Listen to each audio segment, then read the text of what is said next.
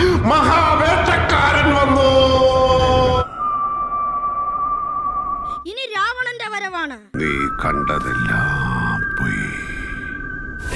എന്തോ വരാൻ പോകുന്നെന്ന് എന്റെ മനസ്സ് പറയുന്നു. എന്തോ കിലുങ്ങുന്നുണ്ട്.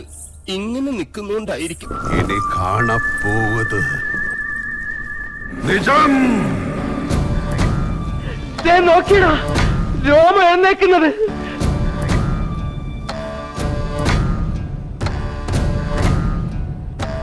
എല്ലാരും നോക്കിക്കോ, it's going to be a hit.